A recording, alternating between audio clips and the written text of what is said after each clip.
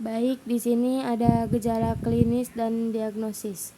Opistorchiasis adalah penyakit yang disebabkan oleh cacing opistorsis.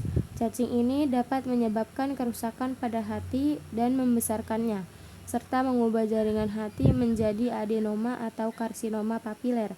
Gejala yang dialami penderita antara lain hilangnya nafsu makan, perut kembung, nyeri di bagian atas perut atau epigastrium, demam, pembesaran hati atau hepatomegali, kuning pada kulit dan mata atau ikterus, diare, dan anemia.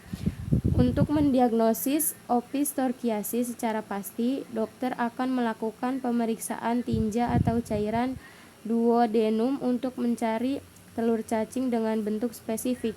Jika terjadi reaksi alergis seperti urtikaria, maka gambaran darah tepinya menunjukkan leukositosis tanpa eosinofilia.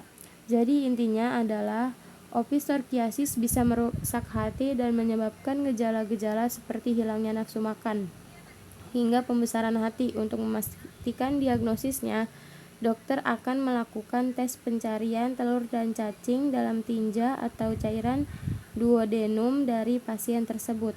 Lalu cara pencegahan dan pengobatannya. Opistorchiasis adalah infeksi parasit cacing yang dapat menyerang hati, pankreas, dan saluran empedu manusia.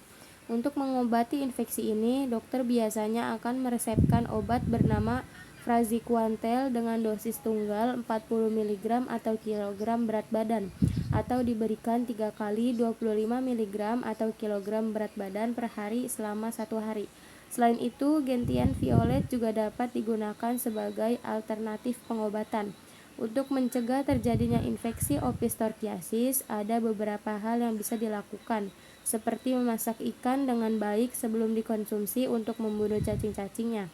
Selain itu, menjaga kebersihan lingkungan juga sangat penting karena parasit tersebut hidup di air tawar dan mudah menyebar melalui kotoran hewan atau limbah manusia. Jika seseorang sudah terinfeksi opistorchiasis, maka ia harus segera melakukan pengobatan agar tidak semakin parah. Jangan lupa untuk berkonsultasi dengan dokter jika Anda memiliki gejala-gejala seperti sakit perut dan gangguan pencernaan setelah mengkonsumsi ikan mentah atau kurang matang. Lalu di sini ada Fasciola hepatica. Fasciola hepatica adalah jenis cacing hati yang sering menginfeksi domba dan disebut sebagai sheep liver fluke. Cacing ini hidup di dalam saluran empedu bagian proksimal dan kantung empedu manusia atau herbivora. Infeksi dengan Fasciola hepatica disebut fascioliasis yang tersebar luas di seluruh dunia. Cacing dewasa dari jenis ini memiliki panjang tubuh antara 20 sampai 30 mm dan lebar badan antara 8 sampai 13 mm. Bentuknya pipih seperti daun dengan tonjolan khas di daerah anterior atau cephalic cone, sehingga terlihat seperti bahu. Terdapat dua jenis alat isap pada cacing ini, yaitu oral sucker dan ventral sucker yang sama ukuran besarnya. Fasciola hepatica juga memiliki usus yang mempunyai cabang-cabang lateral mencapai ujung distal dari sekum. Meskipun hanya menyerang hewan tertentu, infeksi oleh cacing ini dapat terjadi pada orang maupun hewan lainnya jika mereka memakan tumbuhan atau air yang berkontaminasi oleh telur-telurnya. Maka itu penting untuk menjaga kebersihan lingkungan sekitar kita agar tidak terkontaminasi oleh telur-telur tersebut, serta memastikan bahwa makanan atau air minum yang dikonsumsi telah melalui proses sterilisasi sehingga aman untuk dikonsumsi. Lalu di sini ada usus Fasciola hepatica mempunyai usus yang mempunyai cabang-cabang lateral yang mencapai ujung distal dari sekum. Alat reproduksinya adalah ovarium dan testis. Cacing ini bercabang sedangkan uterusnya melingkar. Vitellaria, cacing ini mempunyai percabangan yang intensif dan tersebar luas ke seluruh jaringan parenkim cacing. Telurnya berbentuk cacing lonjong, mempunyai operkulum. Ukuran panjang telur antara 130 sampai 150 mikron dan lebarnya 63 sampai 90 mikron. Waktu telur keluar dari tubuh hospes definitif, telur belum berembrio dan tidak infektif. Daur hidupnya adalah, dalam teks ini jelaskan tentang siklus hidup cacing tertentu. Cacing tersebut memiliki manusia dan hewan herbivora sebagai hospes definitif atau inang utama, sedangkan siput air tawar bertindak sebagai hospes perantara utama. Hospes perantara kedua adalah tanaman air atau rumput yang menjadi tempat berkembangnya kista metaserkaria atau metaserkarial cyst, yang merupakan stadium infektif dari cacing tersebut. Saat telur cacing keluar bersama tinja penderita dan masuk ke dalam air, mereka akan mencari hospes perantara pertama, yaitu siput air tawar. Di dalam tubuh siput inilah telur akan berubah menjadi larva sersari yang siap menyerang hospes definitif saat terjadi kontak. Jadi singkatnya, siklus hidup cacing ini melibatkan manusia atau hewan herbivora sebagai hospes definitif, siput air tawar sebagai hospes perantara utama, dan tanaman air atau rumput sebagai tempat berkembang biak untuk kista metaserkaria. Telur cacing dapat menyebar melalui tinja ke dalam lingkungan sekitarnya untuk mencari hospes perantara lainnya. Gejala klinis pada Fasciola hepatica adalah ketika cacing dewasa ini menyerang saluran empedu, yang dapat menyebabkan peradangan. Hal itu juga bisa membuat bagian dalam hati menjadi rusak dan kemudian berubah menjadi sirosis periportal. Cacing muda biasanya bermigrasi dari usus ke hati dan hal itu bisa menyebabkan kerusakan pada organ tersebut. Namun, saat tidak dapat memberikan penjelasan lebih lanjut tentang bagaimana proses migrasi terjadi karena informasi yang diberikan dalam teks sangat singkat dan kurang jelas. Lesi ektopik adalah kondisi ketika sel-sel abnormal tumbuh di luar area yang seharusnya. Lesi ini dapat terjadi di dinding usus, jantung, bola mata, paru-paru, dan bahkan jaringan di bawah kulit. Penyebabnya adalah kebiasaan makan organ hati mentah yang mengandung cacing Fasciola hepatica muda. Cacing-cacing ini kemudian menempel pada mukosa faring atau bagian atas tenggorokan dan menyebabkan peradangan. Lalu ada diagnosis. Pada penderita fascioliasis terjadi pembesaran hati yang disertai dengan demam dan peningkatan jumlah sel darah putih jenis eosinofil. Untuk memastikan bahwa infeksi ini disebabkan oleh cacing Fasciola hepatica, dokter akan melakukan pemeriksaan tinja dan empedu pasien untuk mencari telur cacing yang memiliki bentuk khas. Selain itu, dokter juga dapat melakukan tes serologi seperti uji fiksasi komplement atau tes intradermal untuk membantu menegakkan diagnosis penyakit ini. Tes-tes tersebut dapat membantu mengkonfirmasi apakah seseorang benar-benar menderita fascioliasis hepatica atau tidak. Untuk pengobatan, sebagai obat pilihan terhadap fascioliasis hepatica adalah trikbendazol dengan dosis atau dewasa dan anak 10 mg sampai kilogram yang diberikan 1 atau 2 kali pemberian. Obat pilihan pengganti yang bisa diberikan adalah biotol dengan dosis dewasa atau anak 30 sampai 50 mg atau kilogram 2 hari sekali selama 10 sampai 15 dosis, atau nitazoxanide 2 kali 500 mg selama 3 hari untuk orang dewasa. Dosis anak nitazoxanide umur 1 sampai 3 tahun 2 kali 100 mg dan umur 4 sampai 11 tahun 2 kali 200 mg yang diberikan selama 3 hari. Di sini ada pencegahan. Fascioliasis adalah penyakit parasit yang dapat dicegah dengan mengobati setiap orang yang terinfeksi. Parasit ini menyebar melalui siput dengan hospes perantara pertama. Jadi penting untuk memberantas siput agar tidak menularkan parasit ke manusia. Metaserkaria adalah larva infektif dari parasit ini dan dapat dibasmi dengan memasak sayuran secara baik sebelum dimakan. Selain itu, ada juga penyakit whole zone yang bisa dicegah dengan cara tidak makan organ hati mentah. Organ hati harus diolah terlebih dahulu sebelum dikonsumsi agar aman dari risiko penularan penyakit whole zone. Jadi intinya, jika ingin mencegah fasioliasis atau penyakit Halzone, kita harus memastikan bahwa semua penderita telah diobati dan menjaga kebersihan serta kesehatan dalam mengelola bahan makanan seperti sayuran dan organ hati. Lalu di sini ada Dicrocoelium dendriticum. Dicrocoelium dendriticum atau lancet fluke adalah parasit yang hidup di saluran empedu dan jaringan hati biri-biri serta kadang-kadang manusia. Parasit ini memiliki bentuk seperti pisau bedah dengan panjang sekitar 5-15 mm dan lebarnya antara 1,5 atau 2,5 mm. Dalam tubuhnya terdapat oral sucker dan ventral sucker yang sama besar ukurannya. Cacing ini tidak memiliki usus bercabang namun memiliki sekum dalam sistem pencernaannya. Selain itu, cacing ini juga memiliki uterus melingkar di bagian posterior tubuhnya dan 2 testis berukuran besar dengan lobus yang tidak nyata. Kelenjar Vitellaria terletak di sepertiga tengah tubuhnya. Telur dari cacing ini berwarna coklat tua dengan dinding tebal dan operkulum.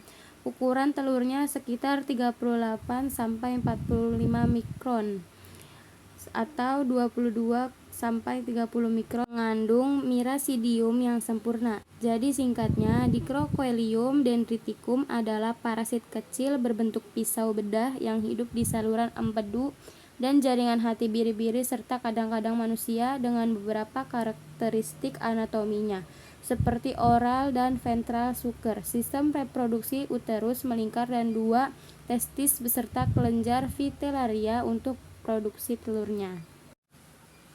Di sini ada daur hidup. Dalam teks ini dijelaskan tentang siklus hidup dari cacing Dicrocoelium dendriticum. Cacing ini memiliki 2 jenis hospes, yaitu domba sebagai hospes definitif utamanya dan siput darat serta semut Formica fusca sebagai hospes perantaranya. Siput darat seperti Cochilecella dan Abida menjadi hospes perantara pertama di mana telur yang keluar bersama tinja penderita akan menetas menjadi larva mirasidium di dalam tubuh siput tersebut. Kemudian larva mirasidium akan berubah menjadi sporokista dan berkembang menjadi serkaria. Jika semut Morphica fusca memakan siput yang terinfeksi dengan cacing ini, maka serkaria akan masuk ke dalam tubuh semut tersebut. Semakin banyak jumlah serkaria yang masuk ke dalam tubuh semut, maka semakin besar kemungkinan bahwa domba atau hewan lainnya akan terinfeksi ketika memakan semut tersebut. Meskipun manusia jarang terinfeksi oleh cacing Dicrocoelium dendriticum, tetapi kita masih harus menjaga kesehatan dengan cara mencuci tangan serta rutin setelah melakukan aktivitas yang bisa membuat tangan kita kotor seperti bermain tanah atau kontak dengan hewan ternak. Pada teks tersebut dijelaskan mengenai gejala klinis dan diagnosis dari suatu penyakit yang disebabkan oleh cacing.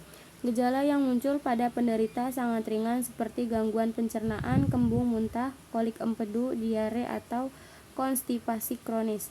Hal ini terjadi karena kerusakan mekanis dan toksik yang ditimbulkan oleh cacing pada hospes atau tuan rumah yang sangat kecil. Untuk menetapkan diagnosis dari penyakit ini, dokter harus melakukan pemeriksaan tinja untuk menemukan telur cacing dengan bentuk yang khas. Jadi jika seseorang mengalami gejala-gejala tersebut dan dicurigai terinfeksi oleh cacing, maka dokter akan memerintahkan pasien untuk menjalani tes tinja sebagai bagian dari proses diagnosa. Contohnya ketika seseorang sering merasakan sakit perut atau sulit buang air besar dalam waktu yang lama, serta memiliki masalah pencernaan lainnya, maka bisa jadi dia terinfeksi oleh cacing. Dokter kemudian akan meminta pasien untuk memberikan sampel tinja agar dapat diperiksa apakah ada telur-telur cacing dalam fasesnya sehingga dapat dilakukan penanganan lebih lanjut sesuai dengan jenis infeksi parasitnya. Di sini ada pengobatan dan pencegahan adalah tindakan yang dapat dilakukan untuk mengatasi masalah parasit. Praziquantel adalah obat yang digunakan untuk membunuh parasit di dalam tubuh dengan dosis 25 mg per kilogram berat badan. Diberikan 3 kali sehari selama 2 hari atau 1 dosis tunggal sebesar 40 mg per kilogram berat badan. Selain praziquantel, Kloroquine atau gentian violet juga dapat digunakan sesuai dengan tingkat keparahan infeksi. Namun, sulit untuk mencegah infeksi karena hospes perantara makhluk hidup yang membantu penyebaran parasit sulit ditemukan. Oleh karena itu, penting bagi kita untuk menjaga kebersihan lingkungan dan memperhatikan pola makan agar terhindar dari resiko terkena penyakit ini. Selanjutnya ada Trematoda paru, adalah jenis parasit yang dikenal sebagai cacing paru. Salah satu contohnya adalah Paragonimus westermani yang dapat menyebabkan penyakit paragonimiasis pada manusia dan hewan pemakan ketam. Cacing dewasa hidup dalam bentuk kista di jaringan paru hospes definitifnya, yaitu hewan pemakan ketam dan kadang-kadang manusia. Parasit ini tersebar di berbagai daerah di Asia seperti Cina, Taiwan, Korea, Jepang, Filipina. Jadi intinya, Trematoda paru adalah parasit zoonosis yang bisa menyerang manusia maupun hewan dengan gejala-gejala tertentu. Anatomi dan morfologi cacing dewasa. Paragonimus westermani dewasa berwarna coklat kemerahan dengan panjang berat badan sekitar 16 mm atau 8 mm dan ketebalan 5 mm. Pada waktu hidup, cacing paru berbentuk seperti sendok, sedangkan jika setelah mati bentuknya menjadi bulat lonjong mirip biji kopi. Kutikula cacing ini memiliki kutikula berspina yang merupakan ciri khas morfologinya. Alat reproduksinya terdapat 2 buah testis berlobus yang tidak teratur bentuknya yang terletak berdampingan pada sepertiga tubuh bagian posterior. Terletak di bagian anterior dari testis dan berada di bagian posterior dari ventral sucker. Terdapat ovarium yang juga mempunyai lobus-lobus. Vitellaria, kelenjar vitelin ini mempunyai banyak cabang memenuhi seluruh bagian tepi badan parasit. Telur Paragonimus berwarna kuning kecoklatan berbentuk lonjong dengan ukuran sekitar 95 x 55 mikron. Telur cacing ini mempunyai operkulum yang menebal tepinya. Ketika baru keluar dari tubuh induknya, telur belum berisi mirasidium. Daur hidupnya bertindak sebagai hospes definitif.